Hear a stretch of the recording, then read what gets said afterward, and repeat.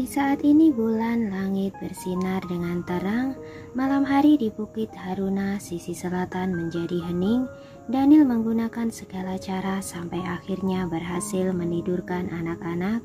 Ia berdiri dan hendak pergi, tiba-tiba Carlos duduk dan berkata dengan suara rendah, "Papi, aku ingin bicara denganmu." Daniel takut akan membangunkan Carlos. Ia memberi kode tangan mengisyaratkan Carlos untuk mengikutinya keluar. Kedua ayah dan anak itu tiba di ruang kerja. Daniel melepaskan mantelnya dan memakaikan ke tubuh Carlos.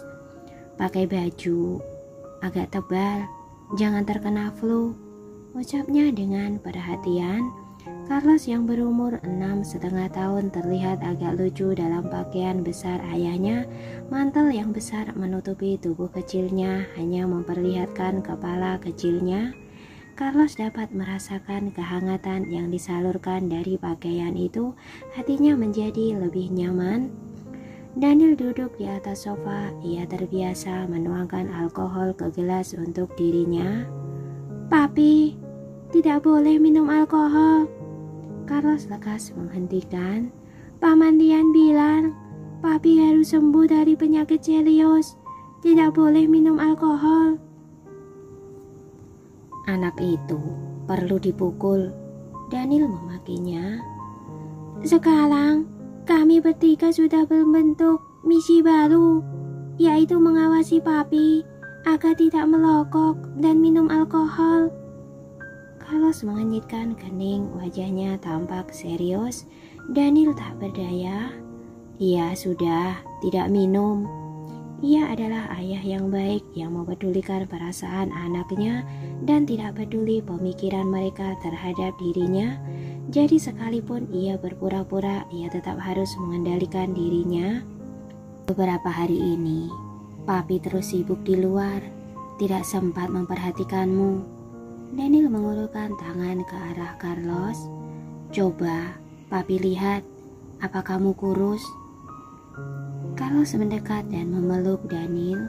"Papi, aku kira tidak akan bertemu denganmu lagi," ucapnya dengan suara serak. "Dasar bodoh." Daniel mengelus rambut Carlos, hatinya sangat tersentuh. Sejak membawa anak-anak dari kilang anggur bodok, ia langsung pergi menangani hal lain, sama sekali tidak sempat mengobrol dengan anak-anak. Carlos tak masalah karena masih terus berada di sampingnya, tetapi Carlos dan Carla telah berpisah 2 bulan darinya. Mereka saling merindukan satu sama lain. Beberapa waktu ini Carlos terus mencemaskan keselamatan papinya. Sekarang ketika melihat papinya baik-baik saja, akhirnya hatinya tenang. Sedangkan Daniel lebih merasa bersalah kepada kedua anak ini. Iya, Carlos menganggukkan kepala dengan suara serak lalu bertanya, "Tapi bagaimana dengan Mami? Tadi Papi bilang besok akan membawa kami bertemu Mami. Apa benar?" "Tentu saja benar." Daniel mengusap kepalanya. "Kapan Papi pernah membohongimu?" "Kalau begitu," Carlos menggigit bibirnya dan bertanya dengan berani, "apa kita bisa menjemput Mami pulang?" Daniel terdiam sesaat lalu berkata dengan suara rendah, "Selama Mami bersedia, maka tidak masalah." "Mami dan Paman Duka seharusnya tidak menikah kan? Jika tidak, ia tidak akan kembali ke sini." Walaupun Carlos masih kecil, tetapi logikanya sangat kuat. "Apa mereka sudah putus?" Ketika mengungkit juga, benak Daniel langsung teringat adegan di bodok itu. Hatinya seperti tertusuk, benar-benar tidak nyaman. Tetapi ia tidak menunjukkannya di hadapan anak, melainkan berkata dengan tenang, "Benar, mereka sudah putus." "Bagus sekali." Carlos bersuka cita. "Walaupun Paman Duka orang yang baik, tapi aku tetap berharap Mami dan Papi bisa bersama." "Sudahlah, waktunya kamu istirahat. Daniel mengalihkan topik. Besok pagi kita pergi ke kota Yuling. Iya. Carlos menganggukkan kepala dan berlari keluar dengan antusias. Daniel menyunggingkan senyuman ketika melihat sosok punggung Carlos yang bahagia, tetapi dengan cepat tatapannya kembali menjadi datar. Mengulurkan tangan, menuangkan setengah gelas alkohol, menggoyangkan gelas itu seolah sedang memikirkan sesuatu. Akhir-akhir ini Tracy tidur tidak nyenyak setelah membereskan tanaman dan mandi.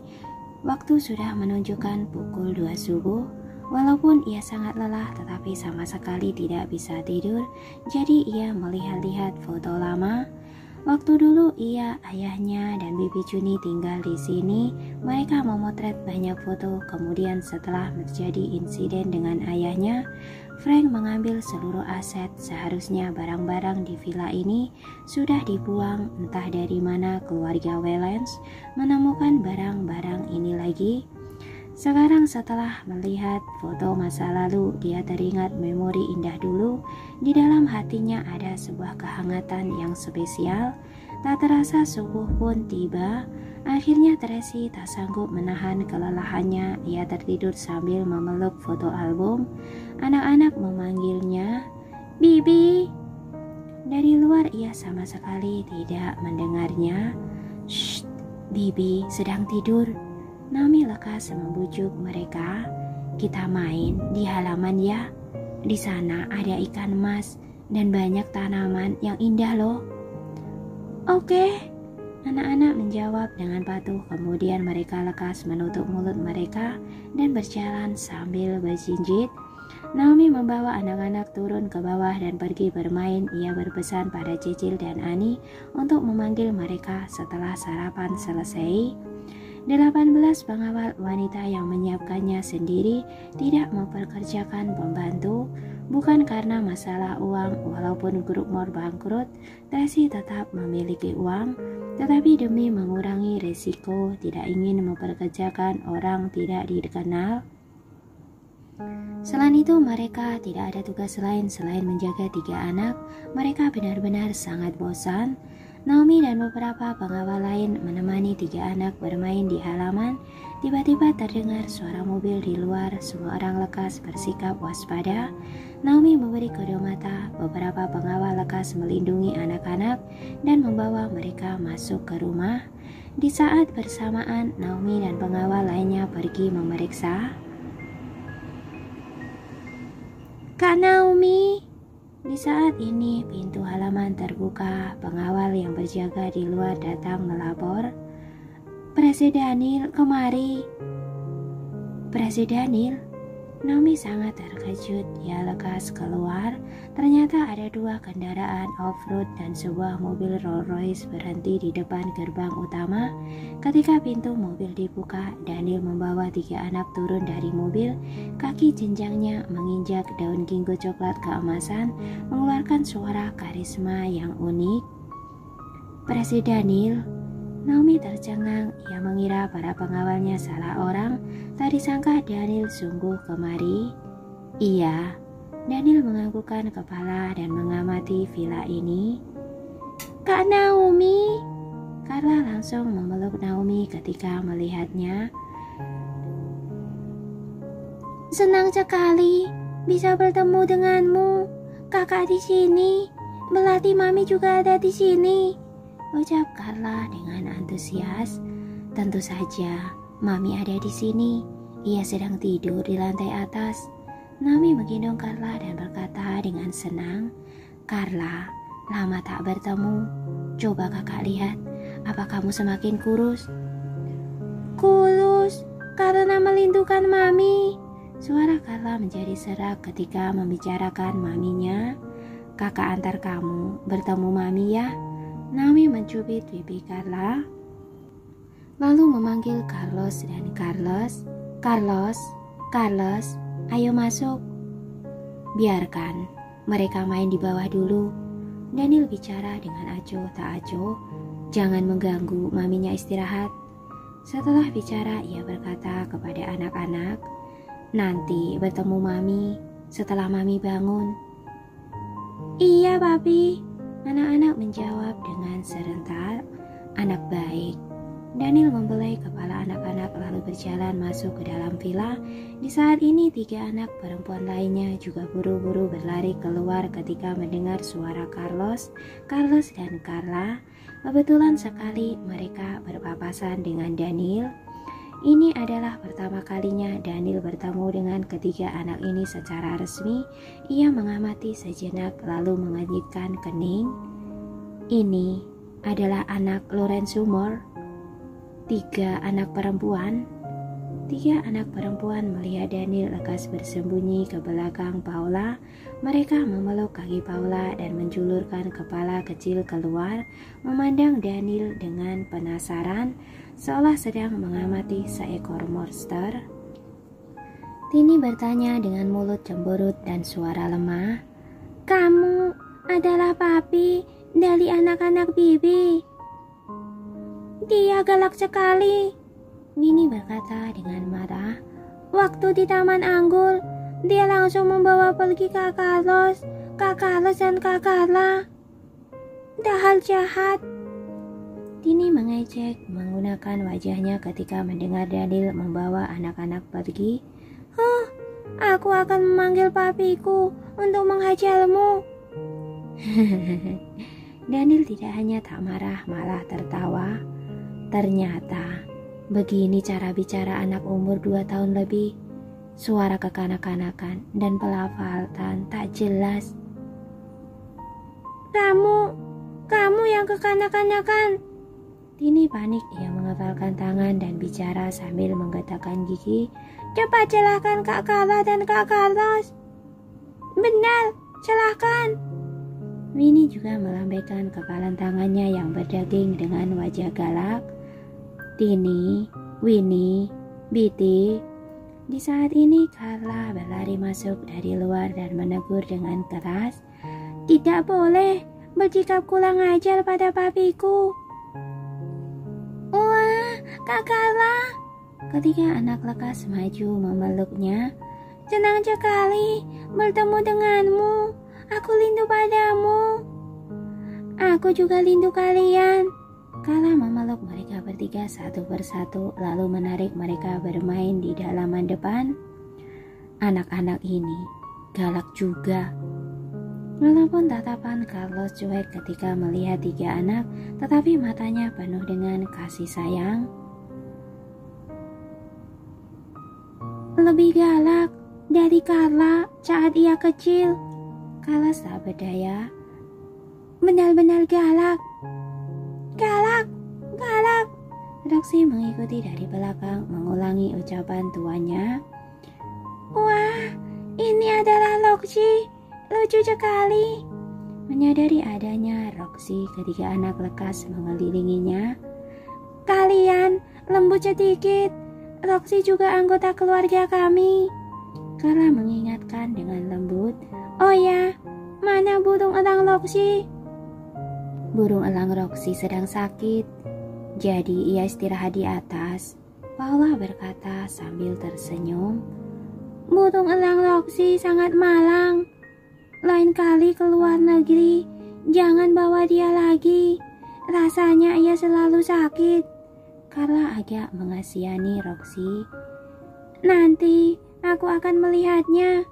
Siapa tahu setelah melihat kita, sakitnya akan sembuh." "Kakak akan meminta orang membawanya kemari." Paula lekas memanggil orang membawa burung elang kemari. Anak-anak sedang bermain di halaman. Daniel naik ke lantai atas. Ia langsung mengetahui kamar Tracy. Wanita itu menyukai posisi dekat balkon, seharusnya kamar kedua dari kanan. Daniel hendak mendorong pintu masuk ke dalam kamar. Naomi bergegas menghalanginya, tetapi ia malah ditarik oleh Ryan. "Kenapa kamu menarikku?" guman Naomi.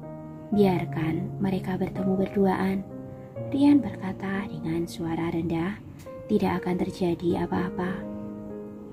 Tapi ucapan Naomi belum selesai. Daniel sudah mendorong pintu masuk ke dalam. Sinar matahari menyinari pinggiran panjang dan tubuh Tracy membuat kulitnya yang bersinar mulus menjadi lebih cerah. Tirai jendela putih bergoyang ringan ditiup angin, menyapu lembut kakinya yang ramping dan indah. Ia sedang memeluk album foto seperti anak kecil yang berbaring di atas ranjang. Tidurnya nyenyak sekali. Daniel pergi menutup jendela dan menarik tirai lalu menoleh menatap Tracy. Sudah lama sekali ia tidak pernah melihatnya dalam jarak sedekat ini. Juga sudah lama sekali ia tak sehening ini berduaan bersamanya. Tiba-tiba Daniel merasa keheningan ini benar-benar sulit didapatkan. Ia maju menyelimutinya lalu mengambil album foto secara perlahan, kemudian duduk di sofa memandangnya dengan hening. Walaupun hanya memandangnya, tetapi hatinya sudah sangat puas dan sangat bahagia. Dalam benaknya mulai muncul kenangan dulu, hubungan manis mereka berdua, cinta dan benci yang terus berdatangan sejak awal bertemu hingga akhir, seperti klip film yang sedang ditayangkan. Segala macam perasaan berkecamuk di dalam hatinya, membuat perasaannya campur aduk. Sebenarnya hingga hari ini halangan di antara mereka berdua sudah disapu bersih. Sekarang waktunya untuk kembali bersama. Sayangnya takdir tetap tidak mengabulkan harapan itu. Daniel melihat ke bawah menatap jejak lebam di pergelangan tangannya. Matanya menjadi suram, mungkin benar-benar harus disiapkan sejak dini. Jangan. Tiba-tiba Tracy terbangun dari mimpi buruk. Ia ketakutan hingga sekujur tubuhnya berkeringat dingin. Daniel berdiri secara spontan dan pergi menenangkannya, menepuk punggungnya dengan ringan. Tidak apa, hanya mimpi. Aku memimpikan kakak. Tracy bergumam dengan lilung, kemudian dia tertegun. Ia membuka mata lebar dan menatap Daniel dengan tercengang. Aku sedang bermimpi kah? Kenapa kamu bisa di sini? Ia mengucek-ucek matanya dengan kuat lalu membuka mata lagi. Setelah memastikan Daniel duduk di sampingnya, ia lekas bangun dan mengenakan mantel. Ketika ia tidur, ia suka mengenakan baju tidur sutra putih tanpa mengenakan pakaian dalam. Segala cahaya keindahan itu terpampang di hadapan Daniel, seperti tak pernah melihatnya saja. Daniel memutar mata ke atas lalu kembali duduk di sofa. Ia menghidupkan sebatang rokok. Tracy lekas mengenakan mantelnya dengan benar, menggulung rambutnya yang panjang dan berjalan ke kamar mandi untuk membilas wajah. Ketika keluar ia bertanya, "Kenapa kamu kemari?" "Anak-anak rindu padamu," jawab Daniel dengan sederhana. Carla juga kemari." Tracy bersukacita dalam seketika. "Mereka di mana?" Setelah bicara, ia ingin berlari keluar mencari anak-anak. "Kamu keluar seperti ini?" Daniel mengenyitkan kening dan berkata dengan suara rendah, "Di luar sana ada banyak pengawal pria." Tracy baru sadar. Ia lekas kembali mengganti baju, tetapi kamar ini agak sederhana, tak seperti kamarnya dulu punya ruang baju. Ia hendak mengganti baju di kamar mandi, tetapi kamar mandi sudah basah. "Ganti di sini saja." Daniel berjalan ke sisi jendela sambil merokok. Tracy meliriknya lalu membelakanginya dan mengganti pakaian dengan cepat. "Sudah," ucap Tracy pada Daniel. Daniel perlahan-lahan membalikkan badan dan mengembuskan keluar asap rokoknya. Tracy merapikan rambut di dekat cermin lalu mengelap wajahnya. Sekarang sulit sekali bertemu anak-anak. Ia ingin memberi kesan yang baik untuk anak-anak. Daniel bersandar di jendela dengan elegan, memicikkan mata dan menatap Tracy dengan diam. Asap rokok dihembuskan menutupi tatapan matanya yang ruwet. "Dulu kamu tidak merokok. Kenapa sekarang merokok?" Tracy meliriknya, entah kenapa Daniel yang sekarang agak-agak melankolis. "Dulu kamu tidur tak memakai baju." Daniel membalasnya dengan acuh tak acuh. Wajah Tracy merah seketika. Ia menundukkan kepala dan tak berani melihatnya. Daniel melihat wajahnya memerah. Seketika hatinya tersentuh. Ia tak bisa menahan diri untuk mendekatinya, mengulurkan tangan mencubit dagunya, lalu menangkuk wajahnya agar Tracy melihatnya. Tracy melihat kehangatan dan kelembutan dalam mata Daniel. Lalu ia panik seolah mereka masihlah pasangan yang saling mencintai seperti waktu itu, seolah segalanya tidak berubah. Daniel mendekatinya secara perlahan, bibir seksi menyapu keningnya, matanya, pipinya, dan mendarat di bibir Tracy yang lembut, menggosok-gosok dengan lembut. Ia tidak menciumnya, hanya bernostalgia menciumi aroma tubuhnya. Ia tidak berani menciumnya, takut didorong olehnya, juga takut ditolak olehnya. Ia sangat berhati-hati, seolah-olah sedang merawat mutiara berharga, seolah menggunakan sedikit tenaga saja ia akan langsung menghilang. Tindakan yang menawan ini begitu memilukan dan menyedihkan. Saat itu mereka pernah saling mencintai hingga tak sabar untuk menyatu menjadi satu, tapi sekarang sudah berbeda. Begitu ia mendekati Tracy, ia akan teringat adegan kebersamaan Tracy dan duka, seolah sebuah pisau menancap di jantungnya, sakit membuatnya sesak. Jelas-jelas ia tidak ingin mengingatnya kejadian itu, jelas-jelas ia berencana melepaskan, tetapi entah kenapa ia malah selalu mengingatnya. Tok tok tok tok. Di saat ini terdengar suara ketukan pintu dari luar. Kedua orang yang tenggelam dalam tindakan ambigu ini pun lekas tersadarkan. Tracy mundur secara spontan dan membalikkan tubuh mengatur suasana hatinya.